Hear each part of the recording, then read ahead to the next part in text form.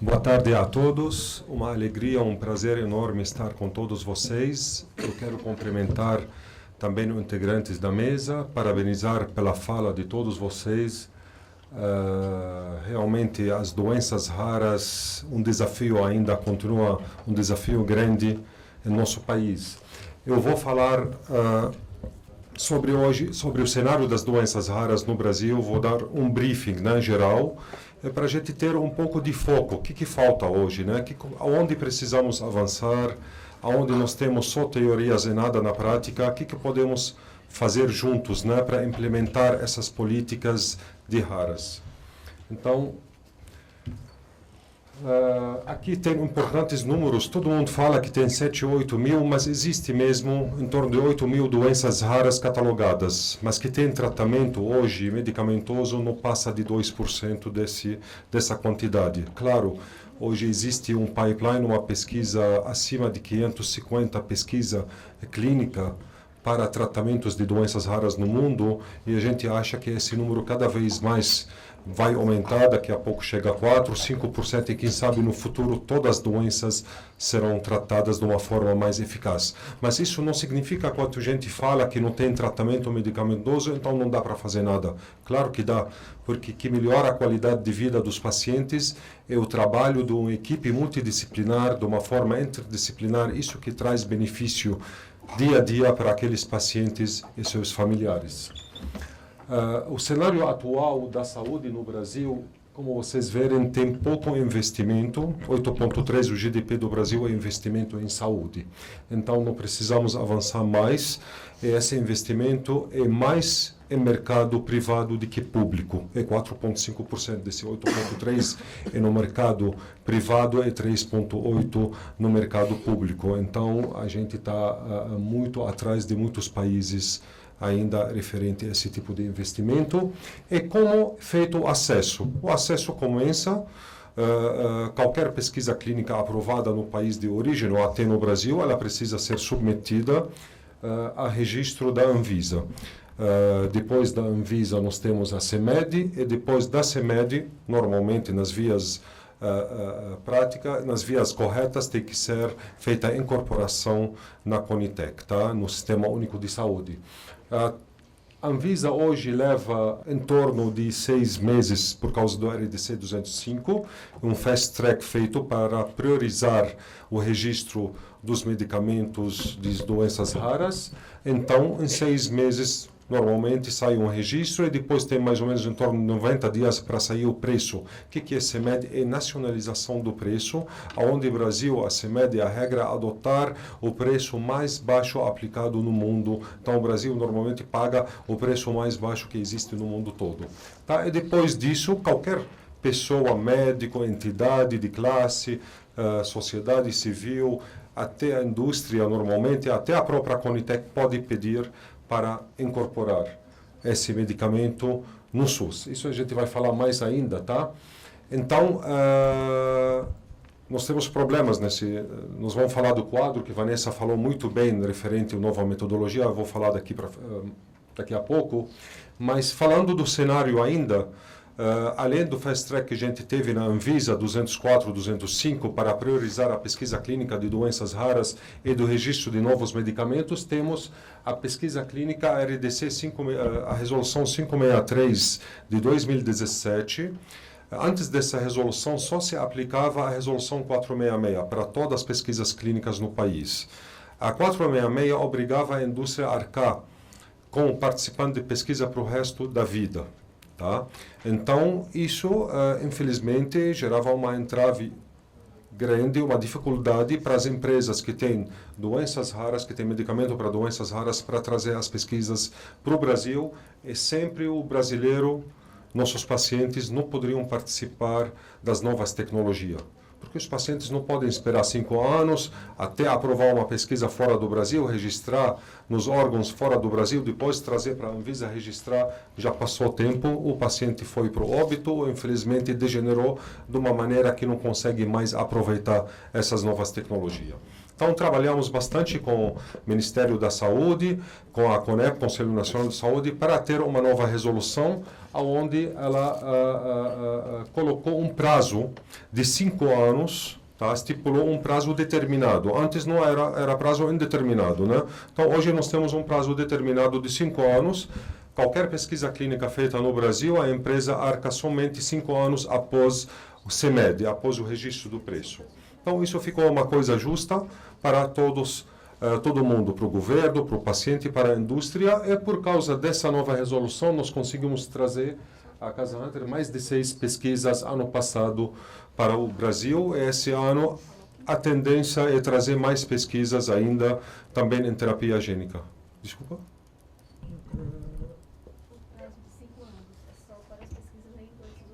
Ultra raras, exatamente. Agora, o que está correndo no Congresso Nacional? Nós temos a PL 7082, tá?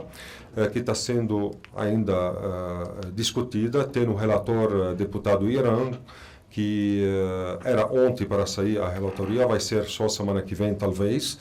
E nós estamos trabalhando para incluir todas as raras, tá? Nesse novo projeto de lei. Eu acredito que esse ano sai, então não será somente as ultra raras, que foi também uma conquista grande ter as ultra raras, vai ser também as raras, quem sabe as crônicas também, ter um prazo determinado para teremos mais tecnologias em nosso país. E as novas tecnologias não ajudam somente os pacientes, ajudam o governo, porque ela tira uma grande parte daqueles pacientes que estão encostados no SUS ou talvez no Ministério da Saúde, via comercial, que recebem medicamento de alto custo, eles vão ficar por um tempo recebendo medicamento, fazendo exames, tudo na conta da empresa. Então, além de capacitar também os centros, né, que nós precisamos muitas pesquisas para capacitar os centros de referência, capacitar os médicos, para os médicos interagir mais com essas novas tecnologias. Como eu falei, temos a Anvisa também, a Resolução 204/205 de 2017, que priorizou o registro e a aprovação de pesquisa clínica no Brasil. Isso é um avanço super importante. Além dessa, a Anvisa também, em dezembro, agora, ano passado, também publicou uma nova resolução, número 260, que trata das novas tecnologias, especificamente também terapia gênica, terapias celulares, porque a gente não tinha uma resolução para isso.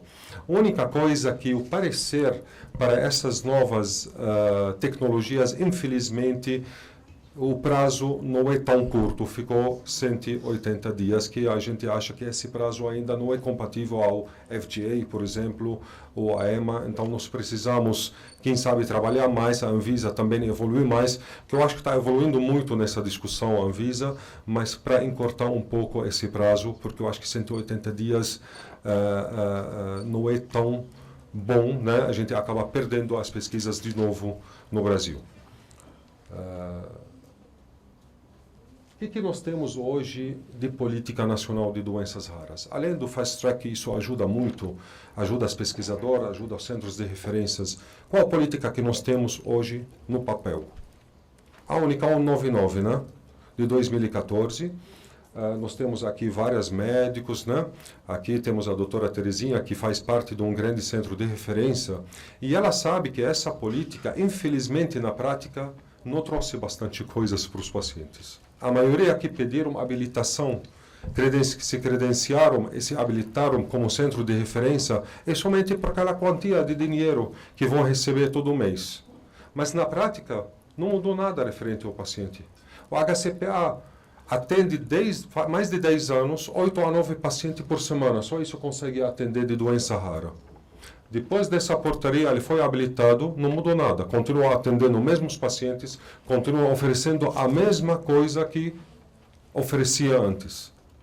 E muitas vezes, a doutora Terezinha pode falar melhor sobre isso, aquela quantia do dinheiro não chega na ponta. Não chega. Chega no hospital, mas não chega na ponta onde tem que chegar. Então, a verdade, essa política, infelizmente, para nós, não está sendo implementada de uma maneira eficaz para os pacientes, para os médicos e para ninguém. Tá? Por isso, nós devemos trabalhar juntos. Quando falo juntos, é a sociedade civil, representantes dos pacientes, a sociedade médica, gestores públicos, todo mundo junto, sentar junto e achar soluções verdadeiras. Eu já falei dos centros de referências, não vou citar só para poder passar o tempo. Então, tivemos poucos centros habilitados até agora. Acho que antes de ontem, saiu mais uma habilitação de um centro também. Quais são os entraves, né, para a incorporação no SUS? Eu vou falar mais, não é só nas entraves, porque hoje não tem, que a gente fala de uma metodologia específica. Para as doenças raras se aplicam as mesmas metodologias que se aplica para outras doenças. Tá? Isso é o primeiro erro, primeira entrave que tem hoje no Sistema Único de Saúde. Então, o custo-efetividade, o compartilhamento de risco, que é uma nova metodologia hoje adotada pelo Ministério da Saúde, que é uma metodologia importante. Ela foi adotada há mais de 10 anos lá no NICE, e para algumas doenças funciona, para outros não. Então, o que a gente tem que trabalhar? Temos que mostrar para o Ministério da Saúde que isso não pode ser a única metodologia adotada. Pode ser uma das vias, mas não pode ser a única. É isso que eles têm que entender. E se a gente não faz esse trabalho junto com o Ministério da Saúde, sentamos na mesma mesa e discutimos isso, nada vai avançar. E, além disso, como a gente faz o monitoramento? Para a doença da AMI, o ministro tinha me falado um mês atrás, ontem saiu isto, que escolheu o Einstein. Tá, mas escolher um hospital privado tem custo administrativo. Porque hoje, quando você faz monitoramento de risco, é a mesma coisa fazendo pesquisa clínica. Se você não tem tipo uma série ou alguém que administra aqueles dados, faz a pesquisa de uma maneira correta, para levantamento de dados de uma maneira correta, acompanha esses pacientes, faz todos os exames, não vai funcionar. Além disso, algumas doenças, pode ser neuromuscular ou outras doenças lissossômicas, neurocognitivas, que você só tem no primeiro 6 meses, 1 ano, dados laboratoriais que comprovam a eficácia do medicamento. Mas dados clínicos podem levar 3, 4 anos. Quem vai sustentar isso? Essa administração de tempo em 3, 4 anos. Então, muita coisa tem que ser discutida. É importante para nós ter uma ciência e tecnologia séria, discutindo realmente metodologias novas para a incorporação no SUS, mas também tem que achar soluções que resolvem, né? Soluções eficazes. Além disto, falaram aqui de vários tipos de doenças. Fibrose cística, raquitismo, hipertensão pulmonar. Qual é o dever hoje do Ministério da Saúde? Como ele pode ser proativo? Na minha opinião, isto. Existe um departamento, não sei se vocês sabem, dentro do Ministério da Saúde, chama Departamento de Monitoramento de Novos Horizontes Tecnológicos, né, em doenças raras. Então, significa que o Ministério da Saúde tem um departamento que consegue enxergar e ver o que está acontecendo, né, no mundo de doenças raras, em pesquisa clínica, quais são os novos medicamentos aprovados na Anvisa. Ele não precisa esperar o paciente ir até a justiça para pedir, via justiça, ter o acesso ao medicamento, porque isso é ruim para o paciente, ruim para o próprio Ministério da Saúde, que vai acabar pagando conta mais cara. E hoje, graças a Deus, o STF já está definindo, já está separando o joio de trigo, já está definindo e colocando as regras para as doenças raras, está colocando elas como excepcionais, porque elas merecem ser tratadas como exceção. Não está misturando mais elas junto com todas as outras doenças. Então, hoje já está claro, até para o STF já está definido as regras, que a obrigação do Estado, do Ministério da Saúde, arcar com essas novas tecnologias. Tem que dar tratamento para quem precisa do tratamento. Claro, comprovando a eficácia, etc.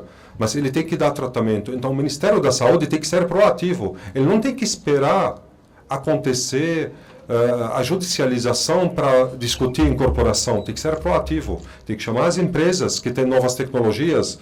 Quem de fibrose cística agora tem vários medicamentos, mas não vi nenhum ainda incorporado no SUS. Precisa incorporar os novos medicamentos no SUS. Raquitismo, a mesma coisa. Hipertensão pulmonar. As terapias combinadas, isso não é só para hipertensão pulmonar, para todas as doenças.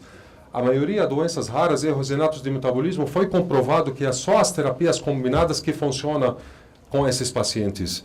Então, nós precisamos ser mais ativos. Não basta só o Ministério, também comunidade científica, porque o médico que trata pacientes com doenças raras, ele não pode ser somente médico assistencial. Ele tem que trabalhar em políticas públicas, ele tem que fazer políticas públicas, ele tem que ir conosco, com a sociedade que representa o paciente, bater a porta do Ministério da Saúde, sentar com todo mundo e trabalhar com eles para ter incorporação das novas tecnologias e também de uma forma sustentável também. Porque a gente tem que ter responsabilidade com as novas tecnologias. Não queremos que nosso sistema único de saúde fecha ou ter um colapso na saúde. Mas tem como fazer de uma maneira sustentável, eu tenho certeza disto. Mas se vamos fugir do problema, só vamos ter mais problemas, não vamos resolver nada. Como todos sabem, tivemos avanços na Conitec, tivemos incorporações especialmente na área de mucopolissacaridose, 1, 2, 4 e 6, algumas outras doenças. Estamos avançando, mas eu acho que precisamos avançar mais. Então, tudo isso, esses entraves, essas dificuldades de incorporação do medicamento, isso tudo gerou problema sério. E os pacientes, infelizmente, como a doutora mostrou, o paciente, ele quer um medicamento para somente viver, para respirar melhor.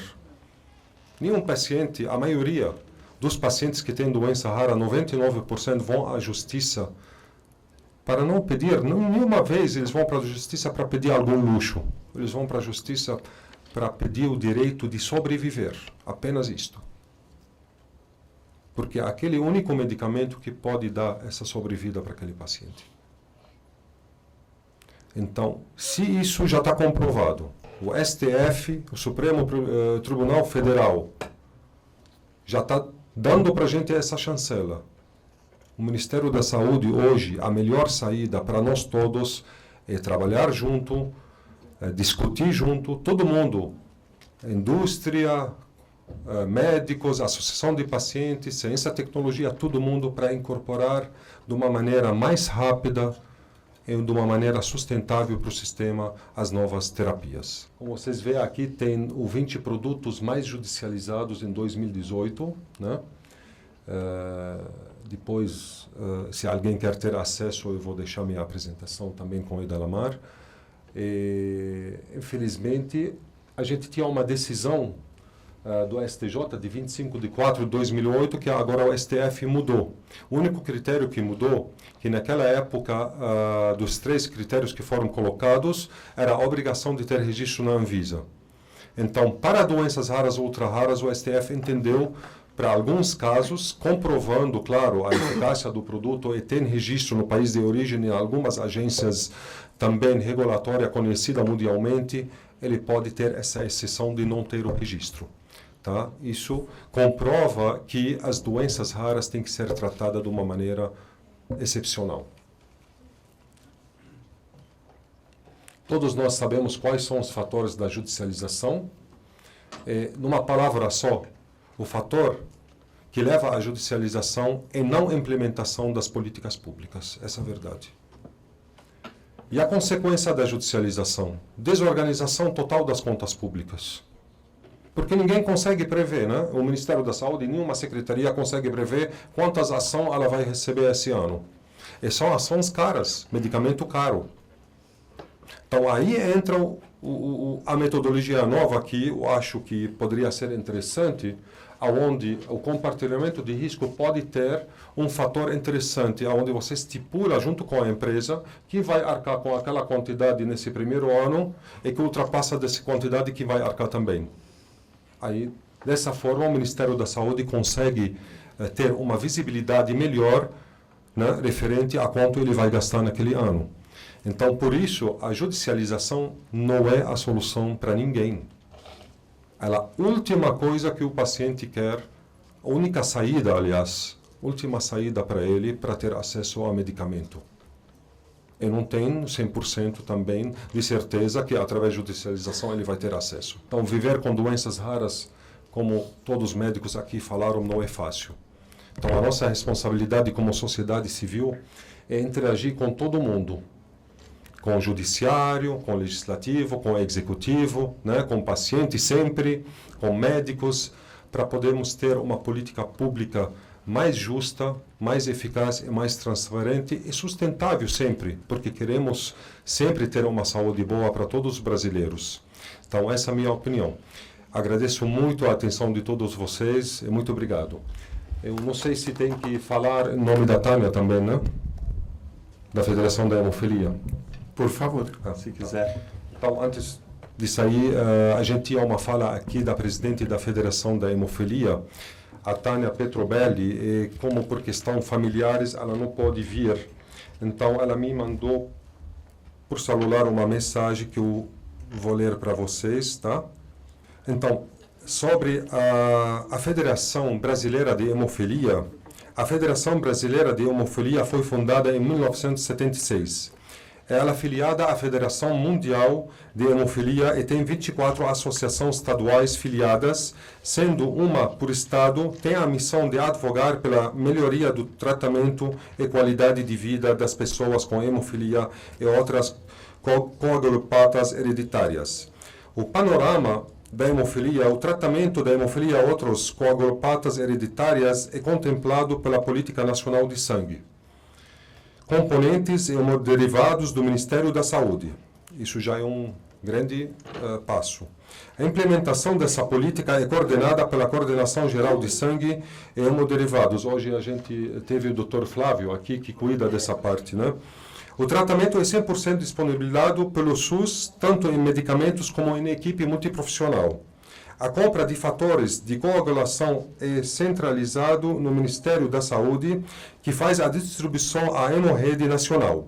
Os pacientes têm acesso ao acompanhamento da equipe e aos fatores de coagulação através da Hemorrede Nacional, hemocentros, coordenadores e regionais. Hoje o SUS disponibiliza mais de 4 US por capita de fatores de coagulação que, segundo a Organização Mundial de Saúde e a Federação Mundial de Hemofilia, promove a integridade articular.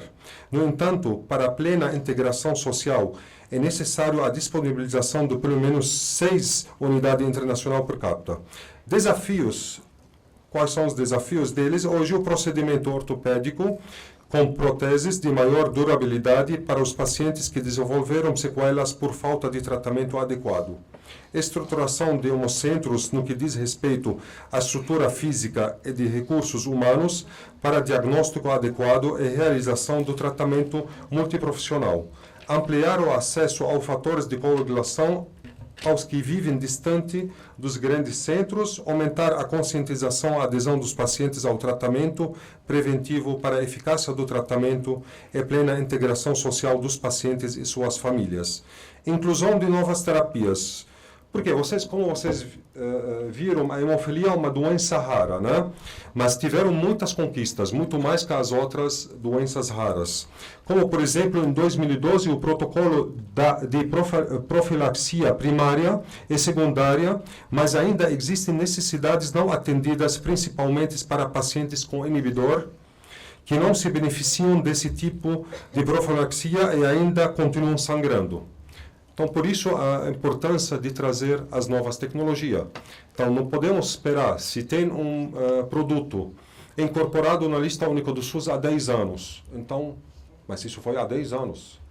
Temos muitas tecnologias novas hoje, e isso tem que ser discutido sempre com a Conitec para atualizar, né, o protocolo e ter novos tratamentos, claro, tomando todo cuidado para não ter um impacto orçamentário negativo, né? Tem que ser um impacto orçamentário sempre positivo, né? Tentar economizar.